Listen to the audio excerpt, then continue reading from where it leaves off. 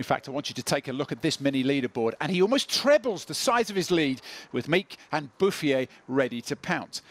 But I say pounce, where? In this weather? Here, stage 3? And if so, when? Push too hard and it could be terminé. And the world champion knows he has to be patient.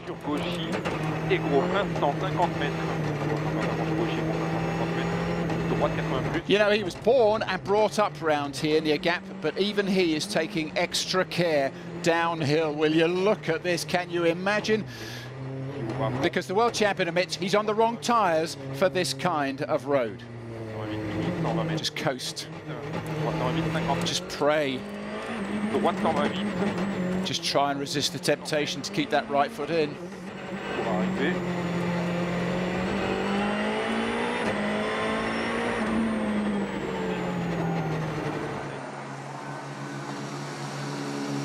Sebastian, the rear wheel's a bit bent. That's from the first stage, yeah? How difficult is it to drive with that? It's not an advantage, of course, but we were careful, just try to finish the loop. We were completely wrong with the meteo this morning, and the rally is still long. This is Brian Bouffier, who has wasted no time in forcing his way into the reckoning here. The Frenchman was hired as Hyundai's test driver last year. You might be able to see the irony. And the Frenchman has form as well. In 2011, he won this event. And he's crossed his tyres now. He's got a mixture of snow and slick rubber, and it works again. He takes the lead off Kubica. I think we did a quite good tyre choice. I tried to exploit them as much as possible, but for sure was not easy, but better than the guys in slick. Okay, I think up to now we are doing quite a good job. We stay on the road, which is really not easy. So up to now quite good. I'm quite happy. Robert, meanwhile, is going slowly backwards and is also passed by this guy, Chris Meek, who last year thought the pole was going to beat him in the race to this car. Chris got the deal, got the car, and now takes second place off Robert as well. Why? Because he's got those snow tyres on, and you can see here why he needs them.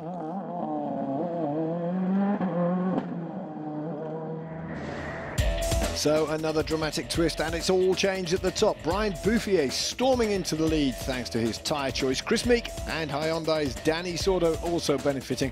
They're up to second and third. Kubica down to fourth, having lost almost a minute and a half. Back at service in Gap, the drivers have time to reflect on one tough morning back at work. You know, I was a bit frustrated because on the first stage it was a lot of snow, and I knew I had my two snow tires in the boot and I couldn't use them. But anyway, must be happy because now it's working well. It's a very difficult morning. Nobody expected it to be as the winter conditions. The temperature dropped immediately as we left the service park and it began to snow. And luckily we had 2 winters in the boot, but incredibly difficult morning. We were lucky with the tyres, and we find ourselves in second position, so it's good for the moment, but a long way to go. You're an expert at speed on tarmac, but what was that first stage like? Was it a surprise to you? There was nothing to do with tarmac. Wherever there was tarmac, there was a lot of water, ice, snow, dust, gravel, so yeah, difficult. What was the word that went through your mind after that first stage? I can't really repeat that. That was a bit of an eye-opener. Yeah, for sure. You know, almost immediately into the stage we started having snow and not expecting it at all. So we had to tootle through on slick. So difficult experience. Our tower choice was quite good, and that's the reason why. Well, at the end, after 3 stages, we served. So it's okay. It's with the weather condition and everything, but no, we can be happy with this position at the moment. Now look, I'll keep it a secret, but what do you choose by way of tyres this afternoon? I don't know, and if it's a secret, I can tell you. Well, for the second loop, we are going with full snow tires on the car. It's a safe choice, and also according to the information we had from the stages, it should be okay. It is still raining. Now we, the spectators, have a decision to make. Do we go for the full jacket, or do we improvise and go for a bin liner? This weather is not getting any better. But Danny Sordo is making progress. His team can monitor his drive now. They can learn about the car. That's what they said they wanted to do in Monte Carlo.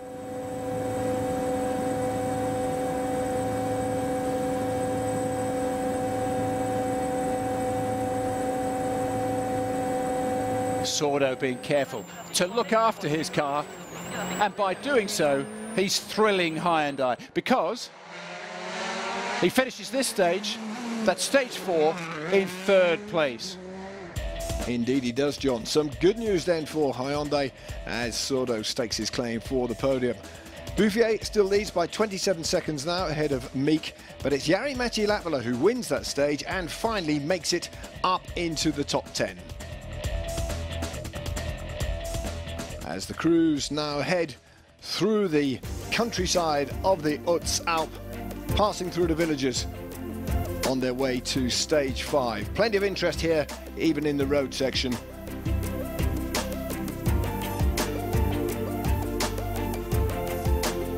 But after that bright turn for Dani Sordo, suddenly things not looking so good. The Spaniard stops on the road section and he has problems. Sordo apparently is struggling to restart that Hyundai. Danny, what's wrong?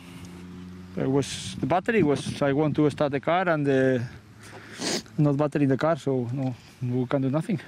Not push it? Yeah, but it's not battery, it's impossible. I tried to push and everything, but we need for the pump and everything, you know. And after some early promise, Sordo is forced to admit defeat, which means both Hyundais are now out on this, their return to the WRC, even before the end of the opening day. Dani Sordo down and out. We have 2 more stages still to run on this opening day, and they are next. Welcome back to the opening round of the 2014 World Rally Championship. Monte Carlo proving a big challenge for the world's elite drivers and the WRC's leading support category. Ukrainian Yuri Protasov finished 3rd in last year's series, and he kicked off this year's campaign in fine style, building a healthy 36-second lead by the end of day 1. Germany's Armin Kramer moved into 2nd place on the drenched roads of stage 4, maintaining consistent pace throughout the day, while behind him Italian Lorenzo Bertelli was left to rue a costly spin early on in the snow of stage 3. He had been setting the early pace. Bertelli's caution after his spin has left him 2 minutes off the lead and well over a minute behind 2nd place Armin Kramer. Protasov then the man to beat in the WRC 2 series as we now rejoin John. Back to the main event. What do we see here? Water. Yes, plenty of that around this weekend. Now, I said earlier on that the regulations on the Monte don't give a driver a second chance. Well, that's not entirely true, because what they do allow them to do is to learn from their lessons. And the world champion is one of those. He learns his lesson. He wins the final 2 stages of the day by ditching the slick tyres and enjoying the better snow specification rubber.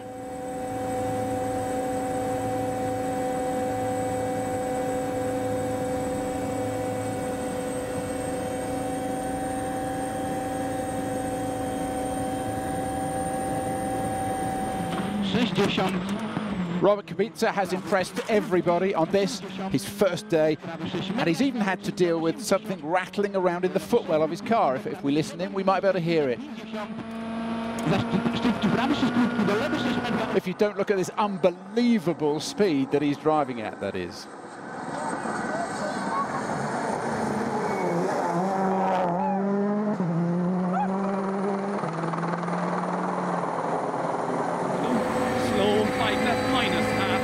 Chris Meek is on a tyre selection at the moment that he has never even tested before, let alone competed on. But so far, so good. And 5 right minus into slow, 4 left minus tightens. And Meek and his co-driver Paul Nagel are too far behind the rally leader to kind of be tempted into any rash move as they come to the end of day 1. This has been a dream drive. He's in 2nd place on the Monte. And he's also got his sense of humour. Chris, I saw a nod of the head from Paul there. That probably tells me that you're up to second at the end of day one on Monte Carlo. That is some dream, isn't it? It is, but there's a long way to go to get the Monte Carlo. But it's nice to nip in front of Robert again, and it's good for road position. Now I'm the one that can kick out the dirt tomorrow. And finally, back to the Hyundai situation, even though that is a fiesta. This is Brian Bouffier, who is rubbing salt in the new team's wounds. On the day that Neuville and Sordo retire, Bouffier, as a privateer entry on this event, leads on his return into service in Gap. And he's their test driver. So after a treacherous opening day, Frenchman Brian Bouffier in his Ford Fiesta leads the Monte Carlo Rally. Chris Meek just 7/10 ahead of Robert Kubica. World champion Ogier is fourth, some 47 seconds behind the leader. Elvin Evans can be happy with 6 ahead of the Finns, Lappala and Hirvonen. All in all, a day of mixed emotions. When you are leading after 2 stages and then yeah, you get caught by a lot of snow in one stage and we lost nearly 1.5 minutes. It's always painful, but I have to be realistic, and if someone would tell me that I will win 2 stages in day 1 in Monte Carlo, I will sign it straight away. It was a really tough day. You know, we had all the condition like a real Monte Carlo. We had mud, we had some snow, some rain. So, and we could go through this weather condition. How to say, with a good tire choice. We had quite how to say, we have chosen also a good technical choice on the car. So all was working more or less perfectly. Well, that's the end of a fascinating opening day of the season. History suggests there are plenty more twists and turns to come as the crews now head for some of the most notorious stages in World Rally. Hope you can join John Desborough and myself, Kevin Piper, for the trip to Monte Carlo tomorrow. For now, though, thanks for watching.